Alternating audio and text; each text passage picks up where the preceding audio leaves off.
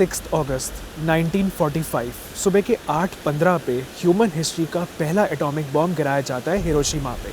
इस इंसिडेंट के एग्जैक्टली 3 दिन बाद एक सेकंड बॉम्ब प्लान किया जाता है कोकोरा में, पर बैड वेदर और क्लाउड कवर के कारण इस टारगेट को मूव कर दिया जाता है। 9 अगस्त को सुबह 11:02 पे उसी शहर में जहां मैं आज खड़ा हूं, नागासाकी पे ह्यूमन हिस्ट्री का सेकंड एटॉमिक बॉम्ब गिराया जाता है। नागासाकी चारों तरफ से हिल्स और माउंटेन से कवर्ड है, इसीलिए 50% ऑफ द इम्पैक्ट्स ये हिल झेल लेती है, लेकिन उसके बावजूद इस बॉम्ब के गिरते ही इंस्टेंटली 40,000 लोग मर जाते हैं। आने वाले दिनों में ये डेथ काउंट और भी ज़्यादा बढ़ जाता है और एटॉमिक बॉम्ब की रेडिएशन की वजह से यहाँ आने वाली पीढ़ी दर पीढ़ी जनरेशन सफ़र करती है। 20 से 25 साल लग जाते हैं इस शहर को दोबारा से इस्टेब्लिश करने के लिए। 1970 के बाद नागासाकी को ऑफिशियली एक पीस सिटी डिक्लेयर किया जाता है। इसे एक जीता जागता एग्जाम्पल बना दिया जाता है कि किसी भी सिचुएशन में war is not the solution. और आज 2026 में मैं नागासाकी आया हूँ ये शहर देखने, और मैं आपको ये शहर दिखाना चाहता हूँ कि एक टाइम पे जो जगह तहस नहस हो गई थी, तबाह हो चुकी थी और बिल्कुल जड़ तक डिस्ट्रॉय हो चुकी थी, उसने कैसे अपने आप को रीइस्टैब्लिश किया है। जैसे यहाँ के लोगों ने एक नई शुरुआत करी है, तो हम भी इस साल की शुरुआत करते हैं और चलिए नागासाकी देखते हैं। Welcome to Nagasaki.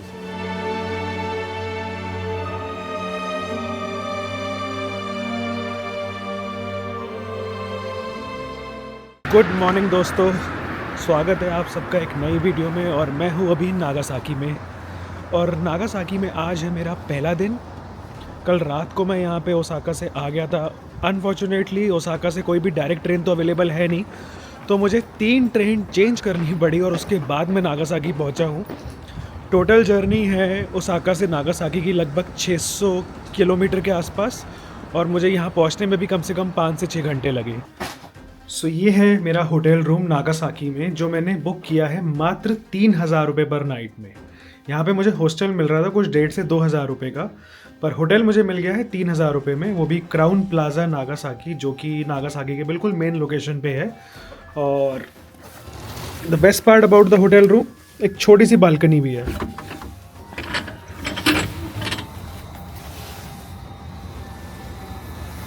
और बालकनी से व्यू देखो। कल रात को यहाँ पे बहुत ज़्यादा बारिश हो रही थी, रात को मैं कहीं निकला ही नहीं, और अभी सुबह सुबह सबसे पहले बाहर निकला हूँ। सबसे पहले मैंने ब्रेकफास्ट किया है। एक बहुत अच्छा सा क्यूट सा कैफ़े है मेरे होटल के पास। अब नागासाकी में सबसे पहले आती जो मेरी ऑब्जर्वेशंस है ना, यहाँ पे फॉरेनर्स बहुत कम है। ये मेरे ख्याल से ऐसी जगह है जहाँ पे सबसे ज़्यादा तो लोकल्स है, जो मतलब जापान के, वो यहाँ पे हॉलीडे मना रहे हैं। क्योंकि मुझे यहाँ पे काफ़ी सारे जापानीज़ दिख रहे हैं बड़ी बड़ी फैमिलीज़ में, जो यहाँ पे छुट्टियाँ मनाने आए। और मेरा होटल भी ऑलमोस्ट पूरा फुल है। बहुत अच्छी धूप निकली हुई है आज। आज का प्लान बहुत ही सिंपल है, पूरा नागासाकी एक्सप्लोर करना है। और क्या है नागासाकी में देखने को, वो सब कुछ मैं देखने वाला हूँ और दिखाने वाला हूँ। So stay tuned.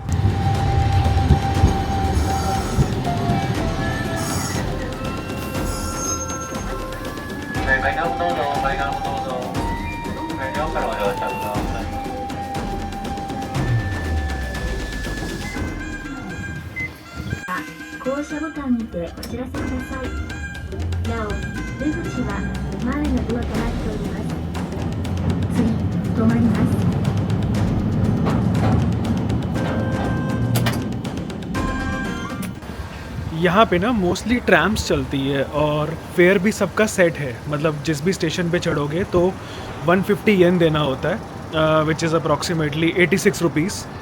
तो एक जर्नी के 86 रुपीज़ देने होते हैं, और पेमेंट के लिए वही स्विका कार्ड यूज़ कर सकते हो, नहीं तो स्विका कार्ड जहाँ पे टैप करना होता है तो वहाँ पे ना प्रॉपर मशीन लगी है जहाँ से नोट वगैरह चेंज करवा सकते हो और कैश से भी पे कर सकते हो। और अगर तुम्हारे पास कोई क्रेडिट कार्ड वगैरह है तो क्रेडिट कार्ड से भी पे कर सकते हो। जो मशीन होती है बस उसमें टैप करना होता है, और सारे क्रेडिट कार्ड चलते हैं, वीज़ा, मास्टर, अमेरिकन एक्सप्रेस, सब कुछ। सो अभी जहाँ मैं जा रहा हूँ वो है नागासाकी का फेमस स्पेक्टिकल ब्रिज। स्पेक्टिकल मतलब प्रॉपर चश्मा, चश्मे वाला ब्रिज। अब चश्मे वाला ब्रिज क्यों बोला जाता है वो अभी देखते हैं। सो कहते हैं अगर दिन साफ हो ना और सनलाइट बिल्कुल ऊपर हो तो ये जो ब्रिज है इसकी रिफ्लेक्शन नीचे पानी में पड़ती है और ये जो दो छोटे से होल्स हैं, ये ऐसा लगता है कि एक स्पेक्टिकल फॉर्म हो गया हो, इसीलिए इस ब्रिज को स्पेक्टिकल ब्रिज बोला जाता है। पता है नागासाकी का बेस्ट पॉइंट मुझे अभी तक क्या लगा है? मैं जापान में जितना ट्रैवल किया हूँ ना, हर जगह पे ना मुझे बहुत कुछ देखने को मिला है जापान के बारे में और बहुत कुछ सीखने को मिला है। एक चीज़ तो ये है कि ऑब्वियसली यहाँ पे लोग पीस ज़्यादा प्रेफर करते हैं, मतलब पीस प्रायोरिटी है। इसीलिए किसी खाने की लाइन में भी रुकोगे या किसी स्टेशन पे भी जाके रुकोगे तो हर जगह पे ना लोग पीसफुली वेट कर रहे होते हैं। तो यहाँ पे लोगों को शांति बहुत पसंद है।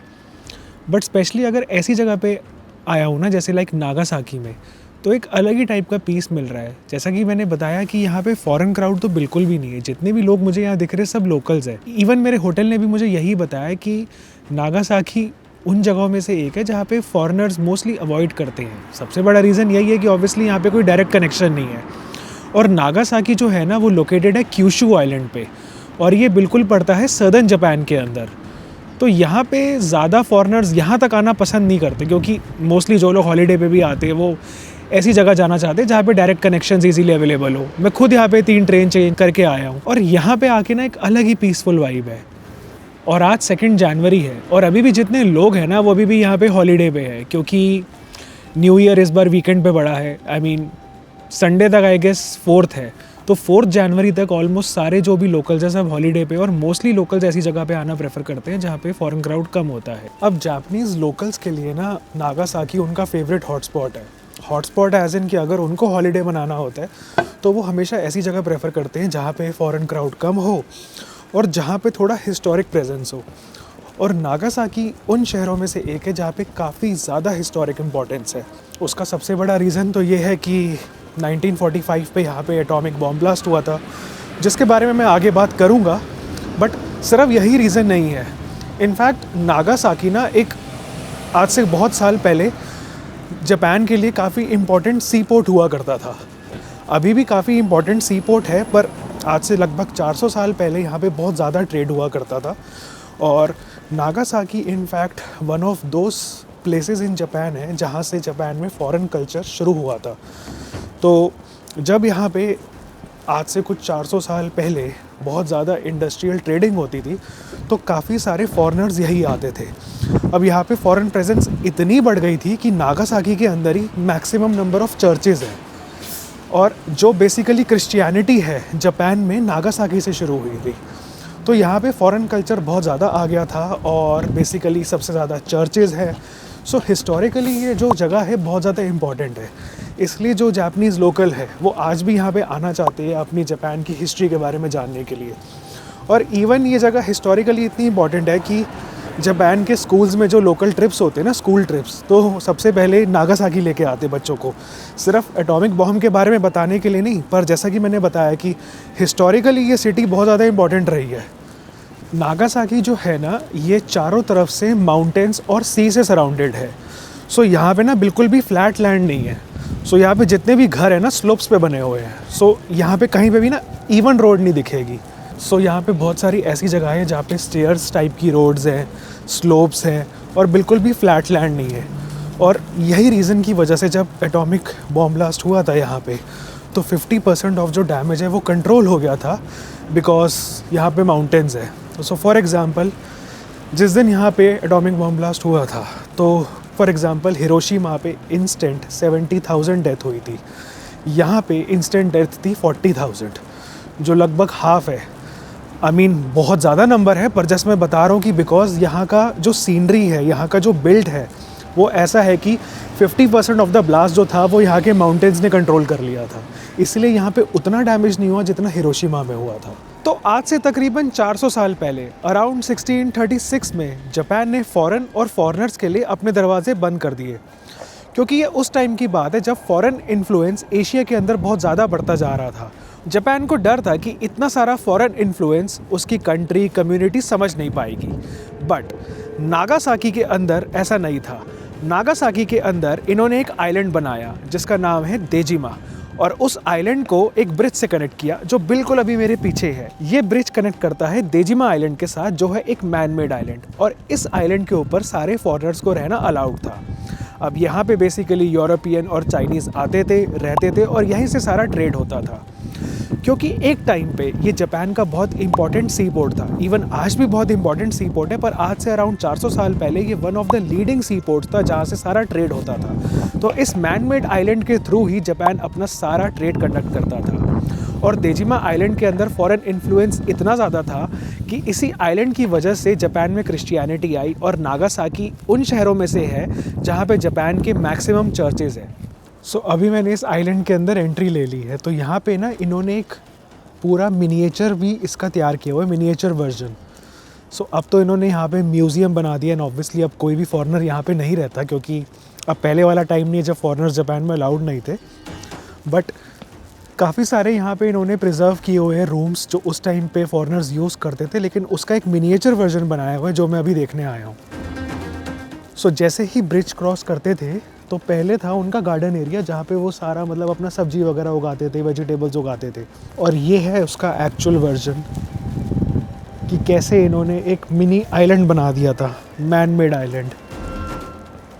देख रहे हो चारों तरफ पानी से घिरा हुआ ये आइलैंड है और बीच में एक ब्रिज बनाया हुआ है, जिस ब्रिज के ऊपर से मैं अभी आया हूँ, जो देजिमा के अंदर एंट्री देता है।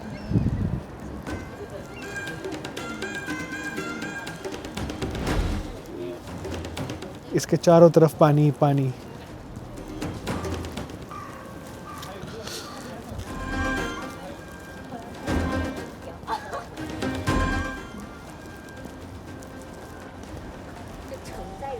मैं यूजुअली ना म्यूज़ियम्स और हिस्ट्री वगैरह में ज़्यादा इंटरेस्टेड होता नहीं हूँ, और इवन मैं कहीं भी ट्रैवल करता हूँ तो मैं म्यूज़ियम्स वगैरह अवॉइड ही करता हूँ।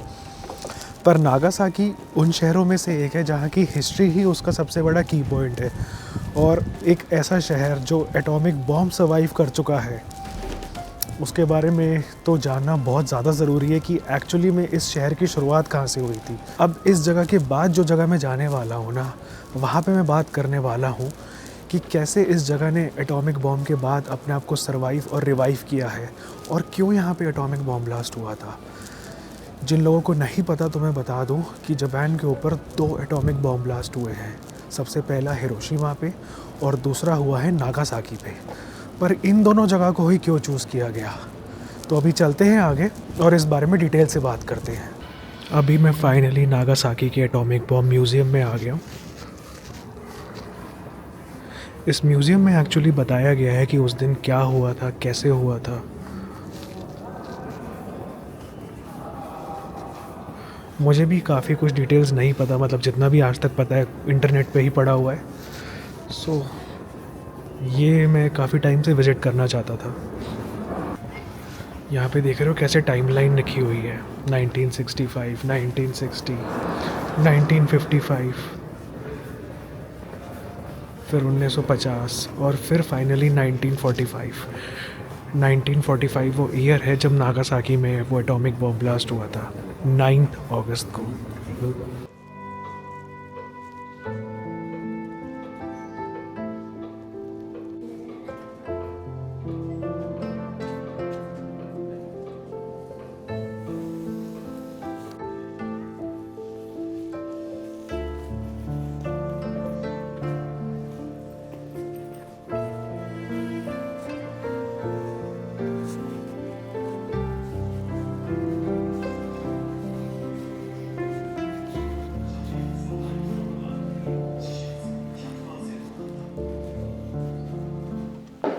衝撃波が収まった後、逆方向に風が爆心地に向かって流れ込み、粉塵を巻き込みながら原子雲が形成された。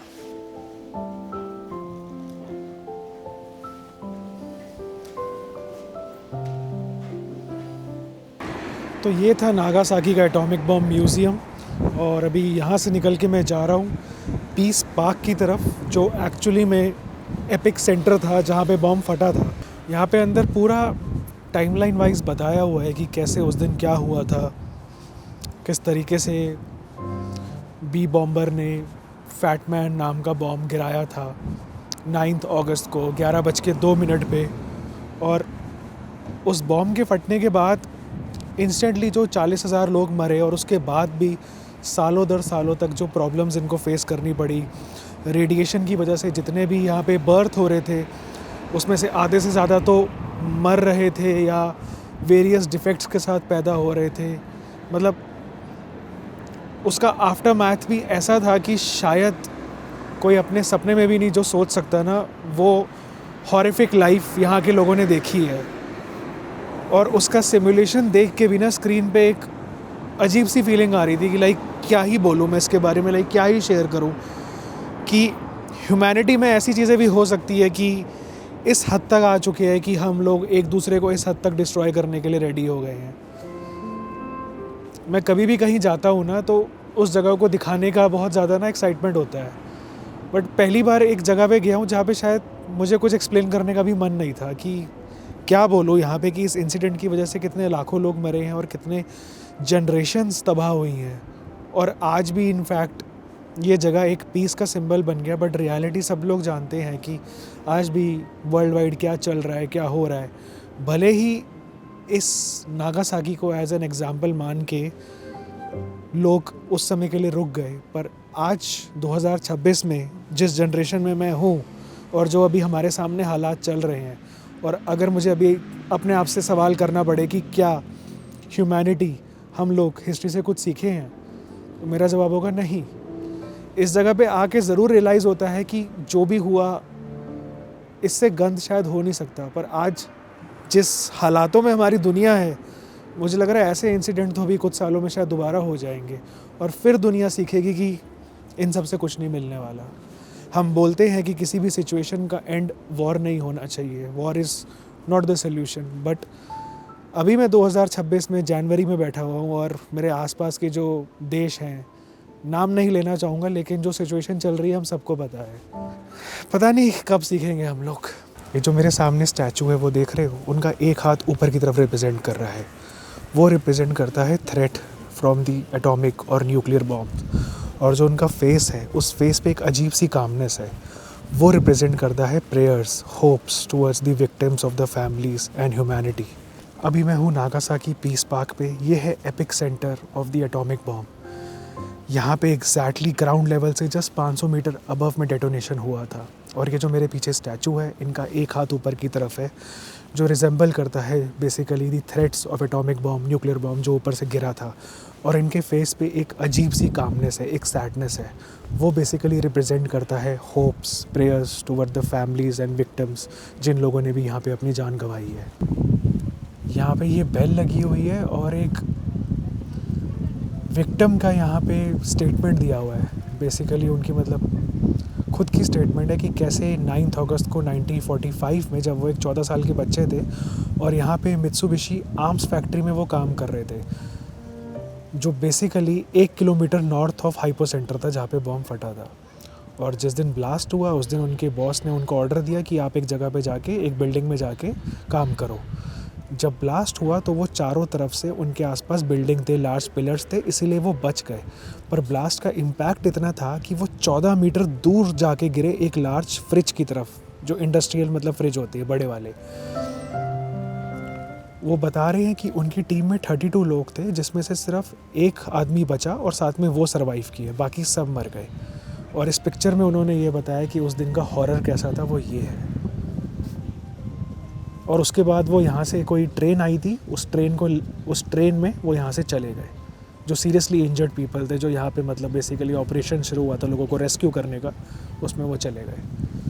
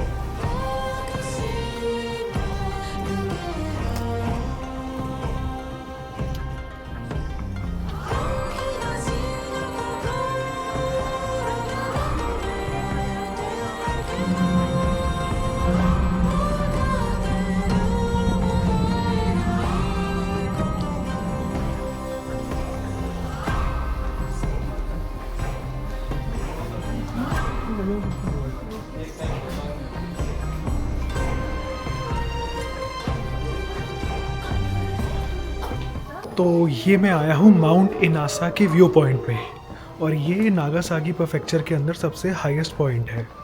333 मीटर की हाइट है इसकी, और ये जगह भी लाइक बिल्कुल बीच में ही है, नागासाकी के सेंट्रल लोकेशन पे ही। ट्रैम भी आती है यहाँ तक, जहाँ से केबल कार स्टेशन मिलती है।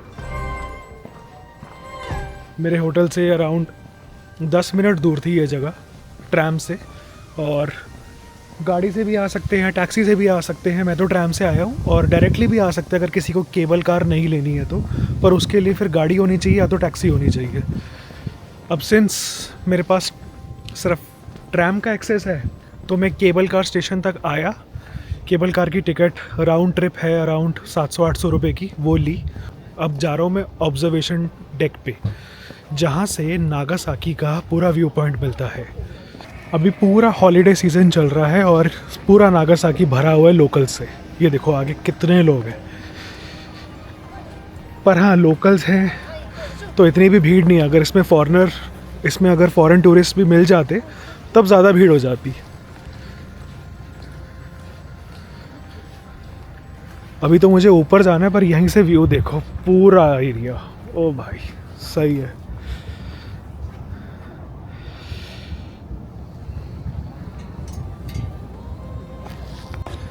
यहाँ ऊपर है ज़बरदस्त ठंड। मैं तो टोपी पहन ली, बहुत तेज़ हवा चल रही है। अगर बीमार हो जाऊँगा ना तो बहुत मुश्किल है।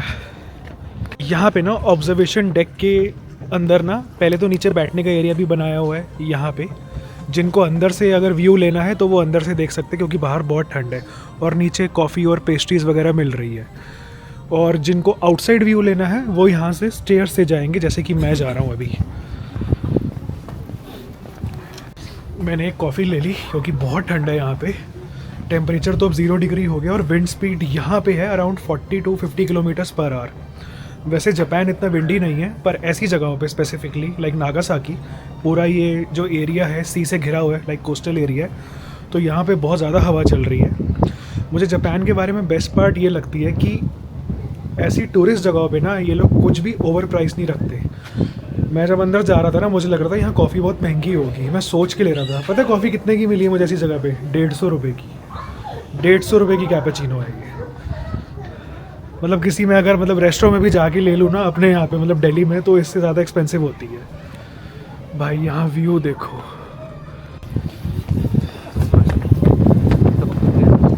फाइनली ऑब्जर्वेशन डेक के टॉप पॉइंट पे, और यहाँ से जो व्यू है भाई। मैं बिल्कुल सही टाइम पे आया हूँ क्योंकि अभी सनसेट होने ही वाला है 10-15 मिनट में, और फिर सारी लाइट्स जल जाएंगी। तो एटलीस्ट मुझे दोनों व्यू मिल गए, डे लाइट का भी और सनलाइट, डे लाइट का भी, और अभी रात को जो व्यू मिलेगा।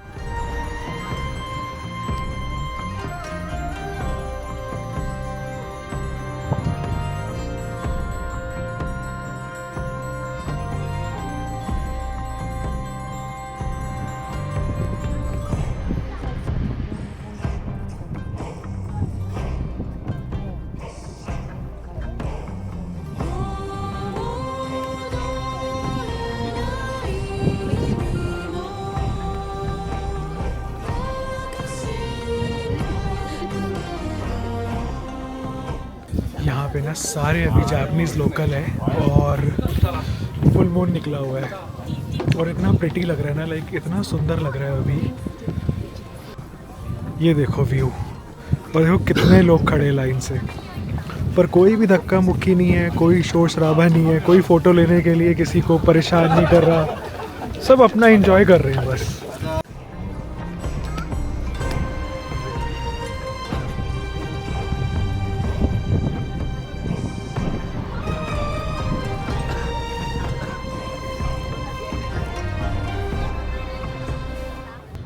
अभी यहाँ से मेरा प्लान है डिनर करना है, और मैं सोच रहा हूँ डिनर करने से पहले चाइना टाउन चल लेते हैं।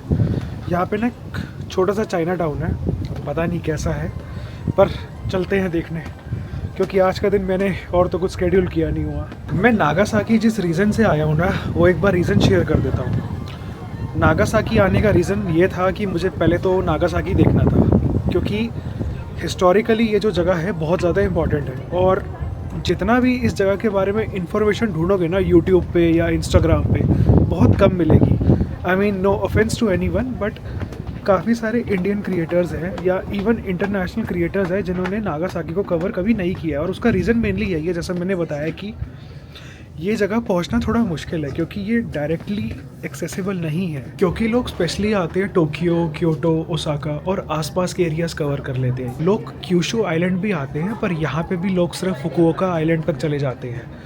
नागासाकी आने के लिए थोड़ा सा ज़्यादा टाइम चाहिए होता है। फॉर्चुनेटली मेरे पास वो टाइम है क्योंकि मैं अप्रॉक्सीमेटली महीना 1.5 महीने के लिए यहाँ पे ट्रैवल कर रहा हूँ, और ऐसी और भी जगहें हैं जो मैंने विज़िट करनी है, और उन जगह तक जाने के लिए मुझे नागासाकी आना ज़रूरी था, क्योंकि अब मैंने इसके बाद 2-3 जगह जाना है और मेरा एक टूर भी प्लान्ड है, पर वहाँ जाने के लिए मुझे नागासाकी के थ्रू जाना पड़ेगा। तो इसीलिए मेरा फ़ायदा ये होगा कि मैंने नागासाकी भी देख लिया, और अब जो मेरे टूर्स प्लान्ड है जो आने वाले दिनों में आप लोग देखोगे, तो ये भी पता लग जाएगा कि वो करने के लिए नागासाकी आना कितना ज़रूरी है। बट अभी तो फ़िलहाल नागासाकी की बात करते हैं कि यहाँ पे जैसा कि मैंने बताया कि एक चाइना टाउन है और मुझे कुछ डिनर भी करना है। ठंड बहुत ज़्यादा बढ़ गई है, टेम्परेचर हो गया -3 और विंड स्पीड हो गई है 60 किलोमीटर्स पर आवर। मेरा लिटरली ना जबड़ा ऐसे सूख सा गया है। वैसे तो मैंने इससे ज़्यादा कम टेम्परेचर झेला हुआ है, बट अभी क्या है कि मैं बहुत ज़्यादा हाइट पर हूँ। ये बेसिकली टॉप मोस्ट पॉइंट है नागासाकी के अंदर, तो यहाँ पे हवा कुछ ज़्यादा ही तेज़ है और टेम्परेचर बहुत ज़्यादा ठंडा हो गया है। तो यहाँ से निकलते हैं, या तो पहले डिनर के लिए चलता हूँ या चाइना टाउन चलता हूँ, देखते हैं। चाइना टाउन में तो आ गया, पर अब ये देखना है डिनर क्या करना है, क्योंकि बहुत भूख लग रही है। बट अपने मतलब का ढूंढने में ही टाइम लगता है। काफ़ी तो ना मुझे रेस्टोरेंट बंद भी दिख रहे हैं, शायद आज संडे है तो काफ़ी जगह पे ना संडे को रेस्टोरेंट्स बंद होते हैं। यहाँ का चाइना टाउन काफ़ी छोटा है, मैंने थोड़ा बड़ा एक्सपेक्ट किया था, पर कोई नहीं, लोग तो हैं काफ़ी। ओह अच्छा, मैं गलत लेन में था शायद। काफ़ी शॉप्स बंद है, ये देखो, मतलब रेस्टोरेंट, ये रेस्टोरेंट भी बंद है। ये कोई सुवेनियर शॉप है, चाइनीज़ सुवेनियर शॉप।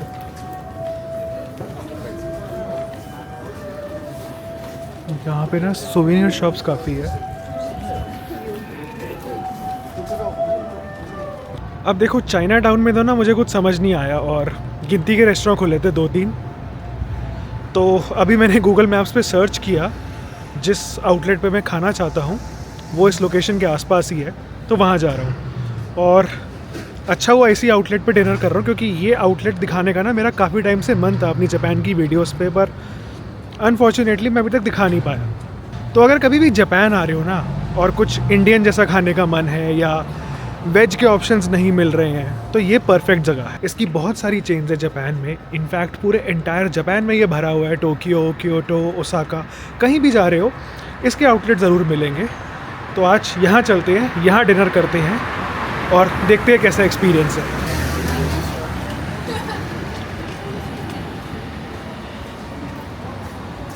ये रहा वो आउटलेट, कोको इचिबान, यहाँ नाम भी लिखा है, करी हाउस कोको। चलो चलते हैं। सबसे पहले ना इस रेस्टोरेंट में आते ही बैठ जाओ और तुम्हें ऐसे टैबलेट्स दिखेंगी सीट पे, वहाँ पे क्लिक करना है, कितने लोग आए हो वो दबाओ तो मेन्यू खुल जाएगा। लैंग्वेज यहाँ से चेंज कर लो, ये देखो। अब इसके बाद सारे ऑप्शन आ जाएंगे।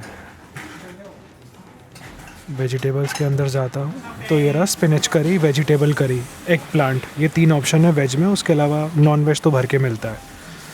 मैं लूँगा वेजिटेबल करी, वेजिटेरियन सॉस। जब ये पूछेगा साथ में कितना क्वांटिटी राइस चाहिए, 300 ग्राम, 150 ग्राम, 200 ग्राम, मैं 300 ग्राम ही कर देता हूँ अभी। स्पाइस लेवल मल्टीपल आता है, मैं नॉर्मली ले रहा हूँ। रेगुलर सॉस, और ऐसे करके अगर टॉपिंग्स चाहिए एक्स्ट्रा तो इस पर नान भी मिलता है, वो अभी सोल्ड आउट है, तो छोटा वाला नान ले लेता हूँ मैं।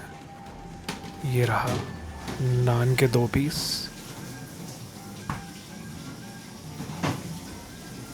सैलेड ऑप्शंस भी होते हैं अलग से, और एक कोल्ड ड्रिंक ले लेते हैं। सर्व आफ्टर मील विद फूड, देखो पूरे ऑप्शंस आते हैं। With straw, yes, okay. मेरा ऑर्डर लिस्ट, ये देखो बिल कितना आया है, ऑलमोस्ट 1800 येन। मैंने कितनी चीज़ें ली हैं अभी वो दिखाता हूँ।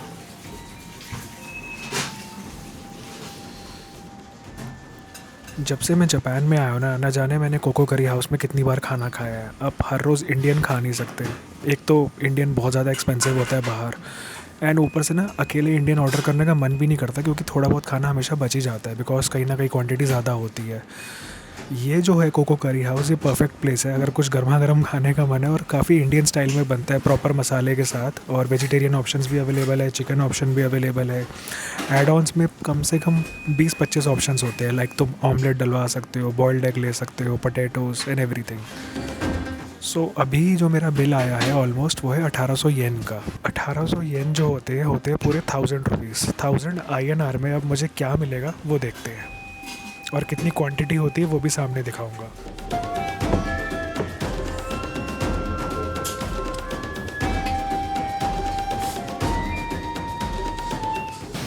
इसको खा के लगता है कि इंडियन खाना खा रहा हूँ।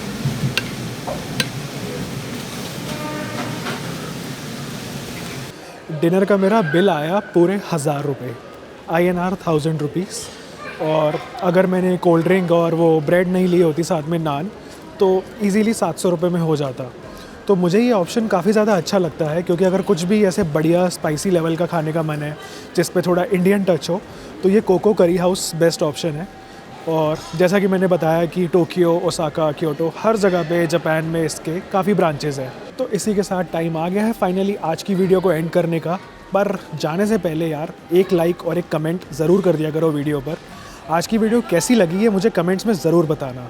बाकी मिलते हैं अगली वीडियो में एक अमेजिंग लोकेशन के साथ। तब तक के लिए take care and stay blessed.